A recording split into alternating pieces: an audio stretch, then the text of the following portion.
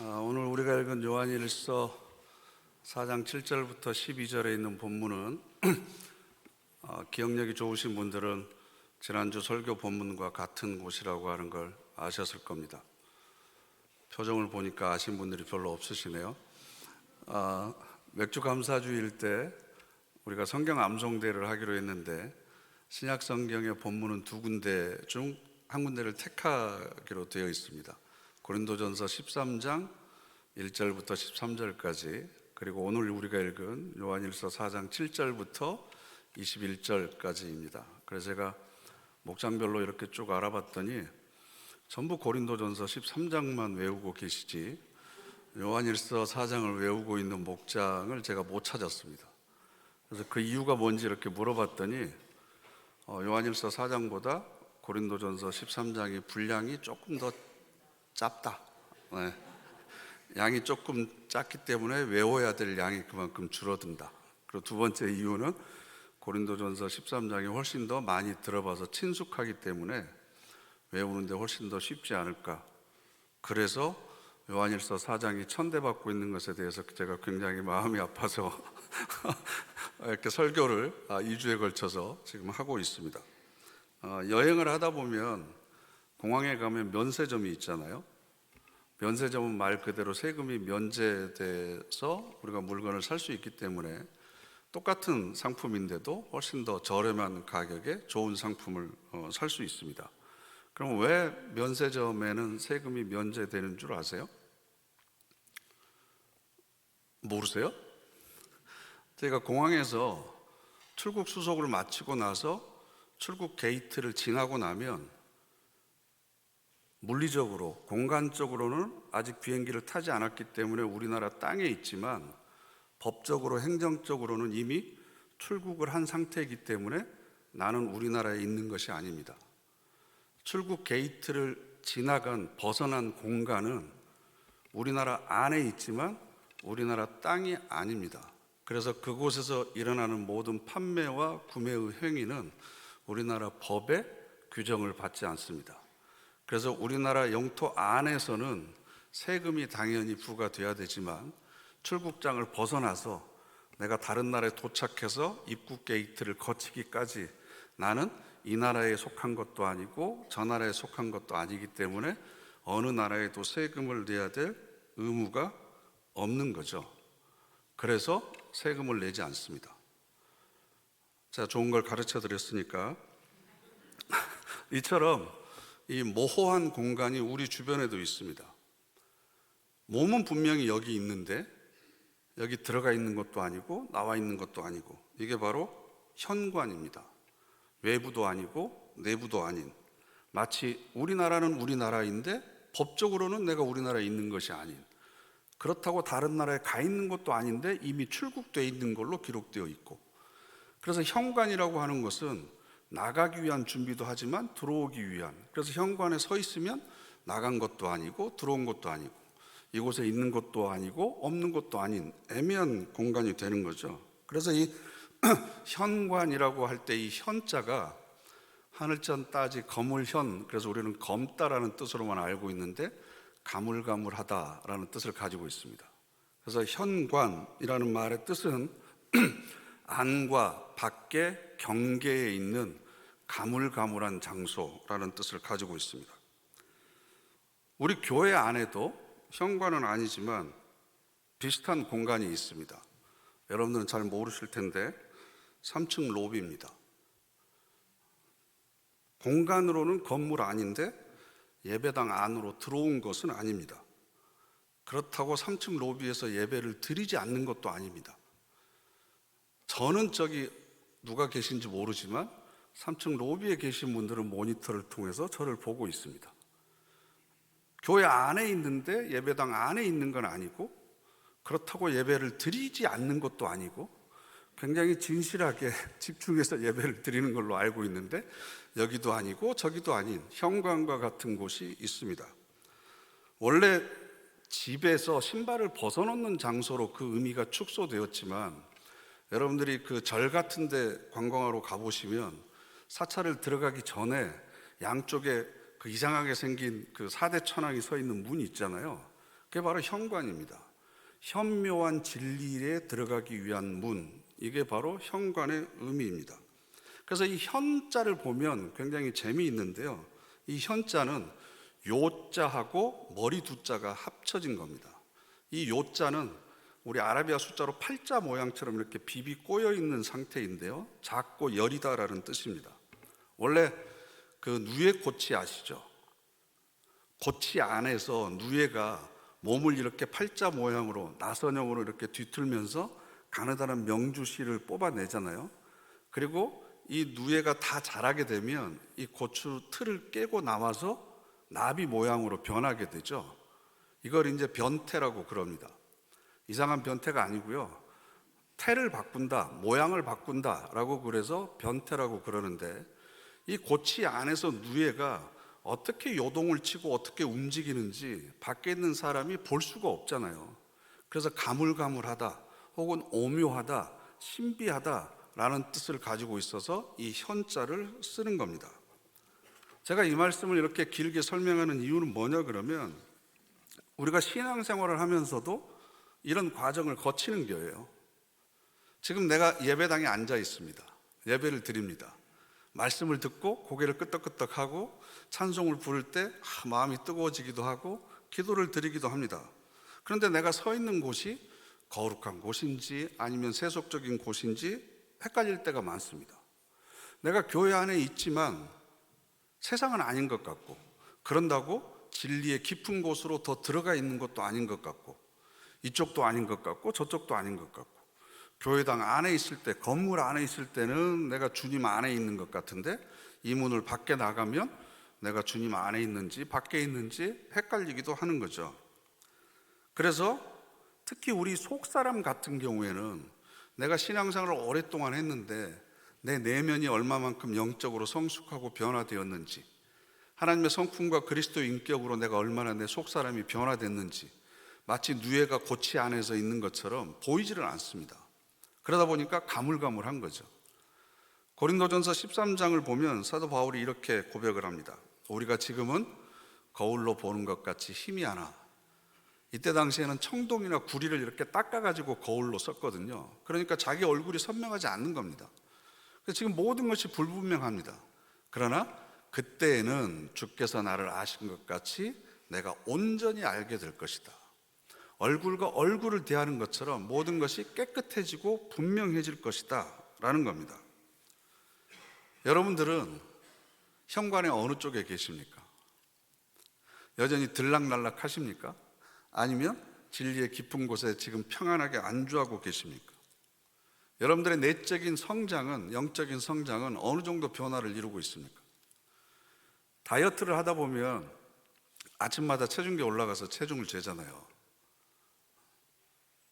아무도 안 그러세요?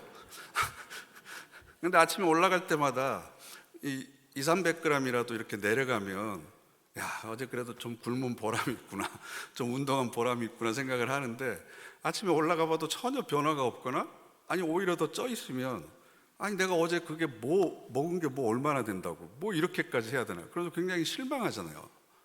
근데 우리 신앙이라고 하는 게 계량화되고 수치화될 수 있으면 금방 알 수가 있는데, 저 사람 속이 얼마만큼 그리스도의 마음을 닮은 건지 보이지를 않으니까 여전히 가물가물한다는 거죠. 그런데 중요한 건 저나 여러분이나 모두 지금 현관에 들어와 있다는 사실입니다. 그래서 모든 것이 모호합니다. 하나님이 어떤 분인지 알 것 같기도 하고 모르는 것 같기도 하고, 전혀 모르는 것 아닌 것 같은데 그럼 당신이 믿는 하나님이 어떤 분이십니까? 라고 물어보면 또 뭐라고 얘기하기가 좀 애매합니다. 참 좋은데 뭐라고 설명하기가 어려운 그런 애매모호한 상태에 지금 우리가 있는 거죠. 그래서 하나님을 알 수 있는 가장 현실적이고도 구체적인 방법을 제가 여러분들에게 알려드리려고 합니다. 그게 바로 오늘 우리가 읽은 요한일서 4장 8절 말씀인데요, 함께 읽어보실까요? 사랑하지 아니하는 자는 하나님을 알지 못하나니 이는 하나님은 사랑하심이라. 아멘.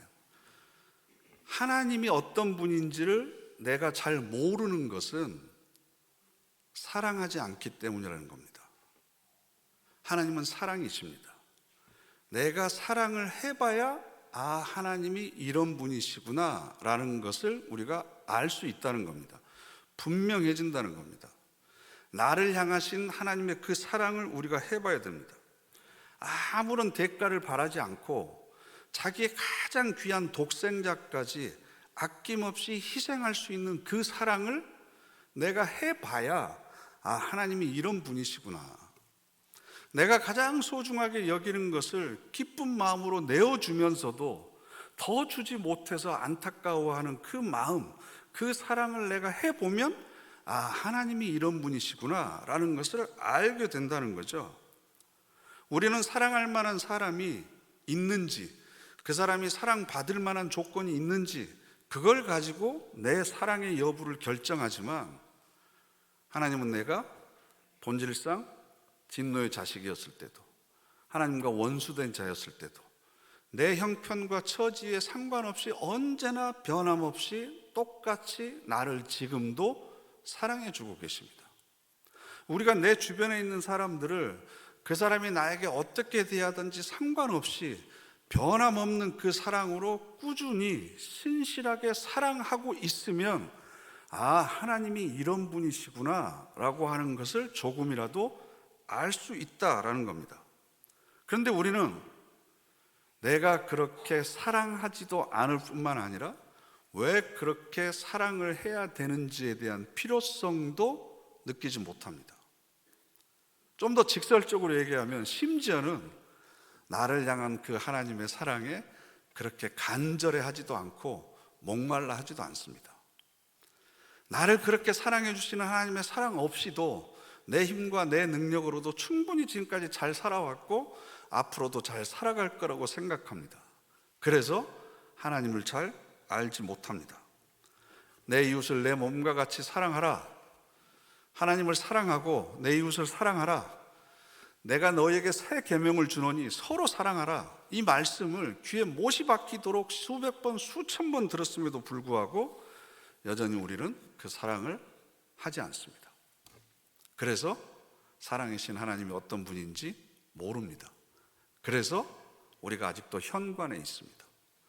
들어온 것도 아니고 나간 것도 아니고, 이쪽에서 보면 나간 사람 같고 저쪽에서 보면 들어와 있는 것 같고, 그런데 내가 어디에 서 있는지도 제대로 모르고 살아가는 거죠.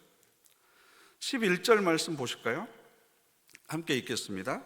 사랑하는 자들아, 하나님이 이같이 우리를 사랑하셨은즉 우리도 서로 사랑하는 것이 마땅하도다. 아멘.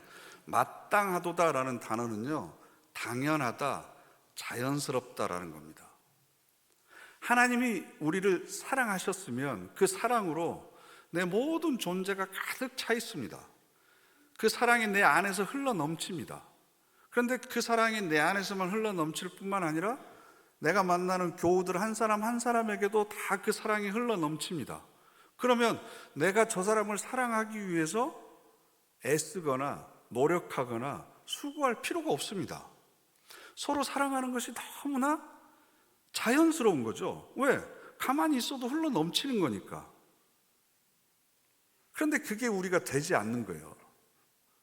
내가 그 사랑에 충분히 젖어 있지 않기 때문에. 최승호라고 하는 시인이 오징어라는 제목의 연작 시를 썼는데요, 그 오징어라는 제목의 시를 보면 이런 시가 있습니다. 그 오징어 부부는 사랑한다고 말하면서 부둥켜 안고 서로 목을 조르는 버릇이 있다. 끝입니다. 오징어 부부는 사랑한다고 말하면서 부둥켜 안고 서로 목을 조르는 버릇이 있다. 또 다른 오징어라는 시에는 또 이런 시도 있습니다. 그 오징어 부부는 싸울 때 서로의 얼굴에 먹칠을 한다.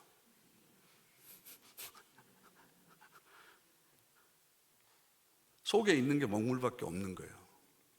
선한 게 안 나오는 거죠. 고슴도치 부부가 서로 사랑한다고 껴안을 걸 한번 생각을 해보세요. 세게 껴안으면 껴안을수록 내가 가지고 있는 가시로 더 깊숙이 상처를 주는 겁니다. 우리가 그런 사랑을 하고 있습니다. 먼저 내가 하나님의 사랑에 푹 젖어 있지 않기 때문에. 그러면서 우리는 자기의 행위를 합리화하기 위해서 이렇게 얘기하죠. 다 내가 너를 사랑해서 그러는 거야. 다 내가 너를 걱정해서 그러는 거고 내가 너를 아껴서 그러는 거야. 그래서 내가 이렇게 하는 거야. 그러면서 목을 조르는 거죠. 그러면서 먹물을 뒤집어 씌우는 거죠. 다 자기의 욕망을 투사하는 겁니다. 그러면서도 자기는 사랑하고 있다고 착각하고 있는 거죠. 까라마조프가의 형제들이라고 하는 도스토옙스키가 쓴 소설을 보면 조시마 장로라고 하는 등장인물이 있습니다. 이분이 한 유명한 이야기가 있는데요. 지옥이란 다름 아닌 사랑할 수 있는 능력을 상실한 데서 오는 괴로움이다. 사랑할 수 있는 능력을 상실해버리면 모든 관계가 다 깨지고 마음이 편하지 않습니다. 아무리 호사스러운 집에서 맛있는 진수성찬을 먹는다고 하더라도 그 삶이 기쁨이 넘칠 수가 없습니다. 반대로 이야기하면 서로 사랑하는 사람은 이미 하나님 나라를 이 땅에서 경험하고 있는 겁니다. 이미 하나님이 임재하시는 그 삶을 지금 살아가고 있는 겁니다. 그래서 12절 말씀을 보면 이것도 함께 읽어보시죠. 어느 때나 하나님을 본 사람이 없으되 만일 우리가 서로 사랑하면 하나님이 우리 안에 거하시고 그의 사랑이 우리 안에 온전히 이루어지느니라. 아멘. 하나님을 본 사람은 없습니다. 그런데 우리가 어떻게 하면요? 서로 사랑하면 하나님이 우리 안에 거하신다. 서로 사랑하면 하나님이 우리 안에 거하신다. 내가 저 깊은 산속에 들어가서 홀로 기도할 때만 하나님이 우리 안에 거하시는 게 아닙니다. 우리가 서로 사랑하면 하나님이 우리 안에 거하시는 겁니다. 그래서 하나님께서는 그렇게 출생과 성장 배경과 성격과 그 모든 것이 다른 우리들을 한 곳에 모아놓으신 이유가 서로 사랑하는 연습과 훈련을 시키시는 겁니다. 그리고 그 사랑을 통해서 우리가 하나님을 경험하기를 원하십니다. 그래서 교회의 특징, 교회의 정체성은 이 사랑이 넘치는 곳이어야 됩니다. 여러분 좀 기도 좀 못하면 어떻습니까? 성경 말씀 모르면 어떻습니까? 고린도전서 했는데 구약 이렇게 하고 있다고 그래서 그게 뭐 흉이 됩니까? 전도 좀 안 됩니다. 이 전도는 좀 잘 하셔야 됩니다. 근데 그렇다고 하더라도 서로 사랑하는 것에 비하면 그렇게 중요한 문제는 아닙니다. 신앙적인 영역의 다른 모든 것은 우리가 실패한다고 하더라도 서로 사랑하는 것에 있어서만은 실패하면 안 됩니다. 왜? 그래야만 하나님이 우리 안에 거하시기 때문에. 다른 모든 것은 잘하는데 서로 사랑하는 것에 실패하면 하나님이 우리 안에 거하시지 않습니다. 그러면 하나님이 거하시지 않는 공동체는 교회가 아닙니다. 그건 사람들의 모임입니다. 어느 교회 다니세요? 능동교회 다닙니다.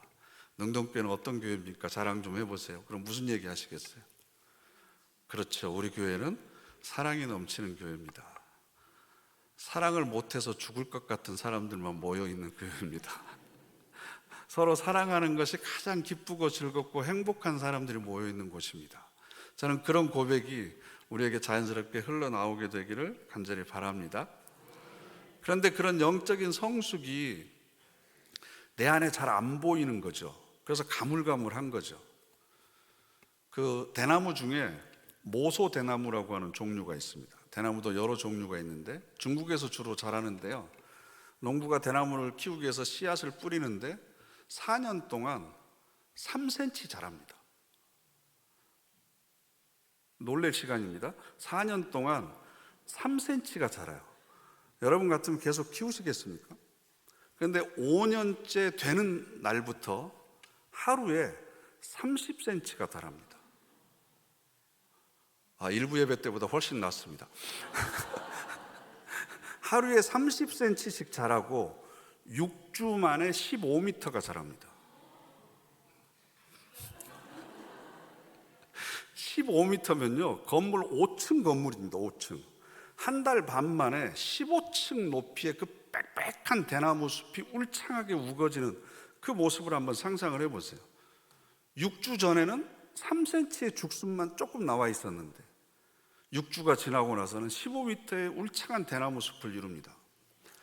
여러분, 모든 생명은 성장합니다. 건강한 생명은 자라도록 되어 있습니다. 단 그 생명마다 자라는 속도는 다를 수 있습니다. 그렇기 때문에 여러분, 나는 왜 성장하지 않지? 왜 아직도 나는 서로 사랑하는데 서툴지? 그게 문제가 아니고 나는 건강한 영적 생명을 유지하고 있는가? 이게 중요합니다. 내 신앙은 건강한가? 건강하기만 하면 언제든지 반드시 잘할 겁니다. 그래서 하나님은 사랑이시다라고 하는 이 명제는 기독교 신앙의 뿌리입니다. 그러면 이 고백을 했던 사도 요한은 사랑을 노래할 정도로 그렇게 한가로운 시대에 여유 있는 삶을 살고 있었겠습니까? 사도 요한이 살았던 시대는 기독교에 대한 박해가 한창일 때였습니다. 예수 그리스도를 믿는다고 하는 것은 체제에 대한 반역입니다. 황제가 신의 아들이 아니고 갈릴리 출신의 예수가 하나님의 아들이다. 황제가 우리의 구세주가 아니고 예수가 그리스도이시다. 로마의 황제가 평화의 왕이 아니고 예수가 평화의 왕이시다. 이것은 체제를 전복시키려고 하는 사람들의 음모로 비춰질 수밖에 없었던 거죠. 그러니까 예수를 믿으려면 목숨을 걸어야 됩니다. 잡히면 어떻게 죽을지 모릅니다. 짐승의 밥이 될 수가 있고요, 사지가 찢겨져 죽을 수도 있고, 참수를 당하거나 화형을 당하거나 어떻게 죽을지 모릅니다. 가족들의 안전까지 보장해 줄 수 없습니다. 그럼에도 불구하고 왜 사도 요한이 하나님은 사랑이시다라고 하는 것을 그렇게 강조했겠습니까? 하나님의 사랑은 고통이나 고난과 시련 속에서도 우리를 떠나는 사랑이 아닙니다. 고난의 조건을 제거해 주시는 사랑이 아니라 그 고난 가운데 우리와 함께 계시는 사랑입니다. 그래서 세상에 그 어떤 고난도 이겨내고 감당하고 승리할 수 있는 힘을 공급해 주시는 사랑이다. 이걸 지금 이야기하고 있는 겁니다. 그렇기 때문에 같은 박해를 당하고 있고 같은 생명의 위협을 받고 있음에도 불구하고 내가 조금이라도 정신 차리고 있으면, 내가 조금이라도 마음의 여유가 있고 건강하면 다른 사람에게 호의를 베풉니다. 다른 사람에게 양보합니다. 이건 생존을 위한 이기적인 본성이 아닙니다. 하나님의 형상이 그 아래 뿌리가 있기 때문에 내가 어렵고 힘듦에도 불구하고 나보다 더 못한 사람을 위해서 자기의 것을 희생할 줄 아는 사랑을 베푸는 거죠. 그곳에 하나님께서 임재하시는 겁니다. 그런 사랑이 있는 곳에 하나님께서 함께 계시는 겁니다. 그렇게 함께 계셨기 때문에 그 극심한 고난 가운데서도 그것을 이겨낼 수 있는 힘을 그들이 공급받을 수 있었던 거죠. 그러니까 하나님은 사랑이시다. 그 사랑의 하나님이 우리와 함께 계시면 그 어떤 것도 우리의 삶을 가로막지 못한다. 그 어떤 것도 우리의 종교적인 신념과 이 믿음을 흔들 수는 없다. 하나님은 사랑이시다. 너희가 어떤 형편에 있든지 서로 사랑하면 그 서로 사랑하는 그 자리에 바로 하나님께서 함께 계신다. 이게 그들을 지켜주는 믿음이었습니다. 그래서 요한 1, 2, 3서를 보면 하나님의 사랑의 모습을 다양하게 표현할 수 있지만 딱 두 가지로 요점을 정리할 수 있습니다. 그 하나가 생명을 풍성하게 하는 겁니다. 풍성하게 하는 것. 십자가에서 자기의 몸을 내어주신 것은 모든 생명으로 하여금 하나님의 은총을 풍성하게 누리도록, 그래서 우리 생명이 누리면서 살아갈 수 있는 기쁨과 감격과 은혜를 충분히 누리고 그것을 많은 사람들에게 전해줄 수 있는 그런 삶을 우리가 살도록 만드는 거죠. 그래서 여러분, 한참 그 사랑에 빠져 있을 때 여러분이 느꼈던 것들을 한번 떠올려 보세요. 이유를 알 수 없는 기쁨이 저 가슴 깊은 곳에서부터 올라오잖아요. 무엇인가 하나님을 위해서, 또 사랑하는 교우들을 위해서 뭔가를 하지 않으면 견딜 수 없는 그 뜨거운 것이 우리들의 마음속을 사로잡았죠. 그렇다고 해서 우리의 환경이 달라졌습니까? 우리를 괴롭게 하는 문제가 해결되었습니까? 그건 아닙니다. 그럼에도 불구하고 세상이 줄 수 없는 부요함과 풍요로움을 누리면서 살아가는 것, 그 사랑이 우리 가운데 있을 때 일어나는 변화입니다. 뿐만 아니라 그 사랑은 차별이 없습니다. 차별이. 성 프란체스코가 자기가 경험한 하나님의 사랑을 그림으로 그리라고 한다면 나는 지우개를 들고 있는 하나님의 모습을 그리고 싶다라는 이야기를 했습니다. 우리는 상대방의 약점이나 실수나 나에게 했던 해코지나 이런 것들을 우리 잊어버리지 않습니다. 기억합니다.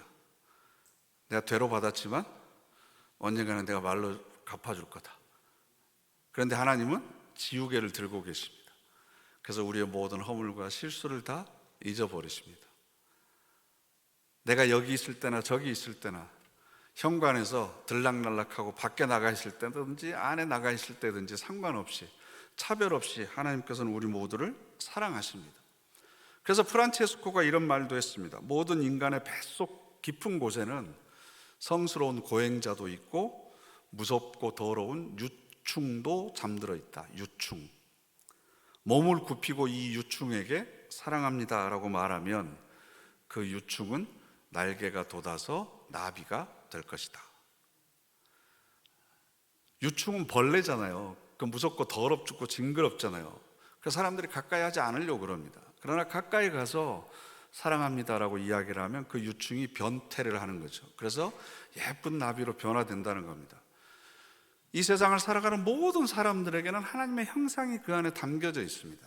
그 하나님의 형상은 우리를 사랑의 존재로 변화시킬 수 있는 가능성과 잠재력을 가지고 있습니다. 그래서 그 유충을 변화시키기 위해서 지금도 예수님께서는 우리의 마음의 문을 똑똑똑 두드리고 계십니다. 문을 열고 그분을 맞아들이면 그분은 우리 안에 있는 사랑의 잠재력을 키워주실 것이고 폭발적으로 많은 사람들에게 그 사랑을 퍼뜨릴 수 있도록, 전할 수 있도록 우리를 그렇게 사용하실 겁니다. 그런데 이 안에 있는 것을 우리가 잘 보지를 못하는 거죠. 그래서 가물가물하는 겁니다. 그래서 저는 우리는 사랑받기 위해서 태어난 사람이 아니라 사랑하기 위해서 태어난 사람입니다. 사랑하기 위해서. 그런데 여러분, 꽃이 아름다운 이유가 뭔 줄 아세요? 제가 매달 감사할 일이 있으신 분들이 이렇게 헌금을 모아서 재단에 아름다운 꽃을 이렇게 올려놓잖아요. 근데 이 꽃을 보면서 지금 여러분들 몇백 명이 보고 계시는데 이 꽃을 보고 모든 사람들이 다 아름답다고 생각할까요? 나가시면서 물어보면 강대상 옆에 무슨 꽃이 있었는지 기억도 못 하시는 분들이 분명히 계실 겁니다. 왜냐하면 제가 그랬거든요. 저는 꽃이 왜 아름다운지를 잘 모릅니다. 근데 꽃을 좋아하는 아내하고 한 30년 살다 보니까 이제 좀 꽃이란 게 아름다운 거구나. 그래서 제가 여러분들에게 물어보는 거예요. 꽃이 왜 아름다운 줄 아세요? 좀 더 직접적으로 꽃이 언제 아름답게 보이는 줄 아세요? 내 안에 꽃이 있을 때 아름답게 보입니다. 내 안에 꽃이 없으면 봄이 되어서 온 들판에 꽃이 만발해도 그 꽃은 그냥 풀일 뿐입니다. 자기 심장에 꽃을 담고 살아가는 사람은 모든 꽃이 보입니다.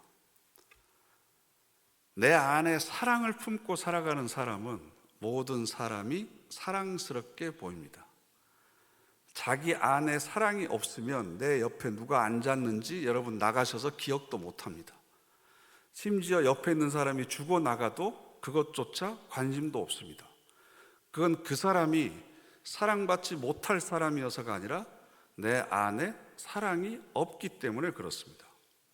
몇십 년을 같이 살아온 부부도 부모와 자식도 그 사람이 그래서 사랑받지 못하는 거야 이게 아니고 내 안에 나를 사랑해 주시는 하나님의 사랑이 메말라 있기 때문에 그 사람이 사랑스럽게 보이지를 않는 겁니다. 가슴에 뜨거운 불을 품고 살아가는 사람들은 모든 사람들을 분노의 대상으로 봅니다. 그러나 가슴에 아름다운 꽃을 품고 살아가는 사람들은 모든 사람들을 아름다운 꽃으로 봅니다.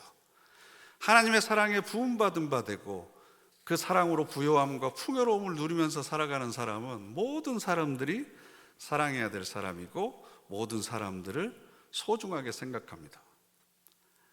오늘 교회 가서 그 사람 봤더니 내가 마음이 상했어. 그 사람이 문제가 아니고 그 사람까지 품을 수 있는 사랑이 내 안에 아직 채워져 있지 않는 겁니다. 그래서 사랑을 하게 되면 이기적인 인간이 자기 존재의 한계를 벗어나는 겁니다. 내 중심에서 타인 중심으로 삶의 무게 중심이 옮겨져 가는 겁니다. 사랑하는 사람은 나의 경계를 넘어서서 다른 사람의 경계로 삶의 관심이 확장되게 되어 있습니다. 그리고 사랑하게 되면 그 대상뿐만 아니라 모든 피조물과 살아있는 생명들도 사랑할 수 있는 사람으로 우리가 변화되게 되는 겁니다. 그래서 모든 사람들을 나와 당신, 나와 너로 보는 게 아니라 나의 당신으로, 나의 너로 보게 되는 것. 이게 사랑하는 사람들이 사람을 바라보는 특징입니다. 나와 너로 바라보게 되면 내가 있어야 너가 있게 되는 거죠. 그죠? 내가 먼저이고 그 다음이 너가 되는 겁니다. 그런데 나의 너입니다. 나의 당신입니다. 당신의 나가 되는 거고 너의 나가 되는 거죠. 둘 사이의 경계가 허물어져서 자기를 초월하는 거대하고 아름다운 세계로 우리를 인도하는 것이 바로 하나님의 사랑입니다. 그래서 여러분, 하나님이 어떤 분이신지를 알기 위해서는 하나님에게로부터 받은 그 사랑을 조금이라도 여러분들의 삶으로 직접 살아봐야 됩니다. 서로 사랑을 해야 됩니다. 그래야만 하나님이 우리 안에 계시고 그 하나님이 어떤 분이신지 우리가 삶을 통해서 알아가게 되는 겁니다. 그래서 우리가 세상 한평생을 살아가면서 다른 어떤 모든 것에는 다 실패했어도 하나님 앞에 섰을 때 하나님, 나에게 주신 사람을 사랑하는 일에는 제가 성공했습니다 라고 자랑스럽게 얘기할 수 있는 그런 저와 여러분 되시기를 간절히 바랍니다. 기도하겠습니다. 이 시간 우리 다 같이 합심해서 기도하겠습니다. 서로 사랑하라 말씀하신 그 말씀을 다시 한번 마음속에 새깁니다.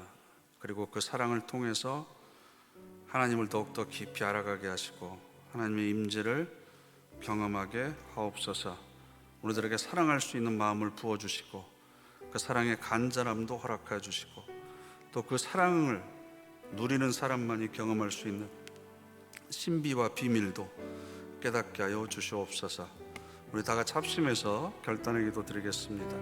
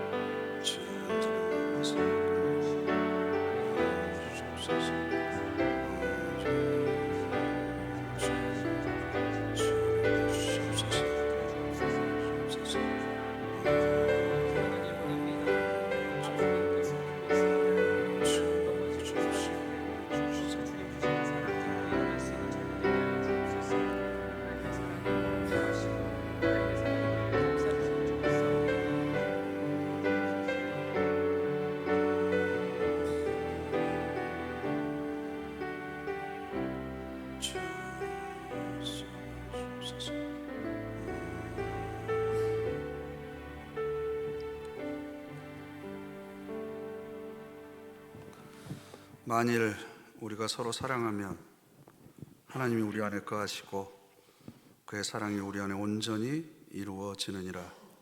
이 말씀이 우리들의 또 우리 교회의 신앙의 고백이 되게 하여 주시옵소서. 예수님의 이름으로 기도드립니다. 아멘.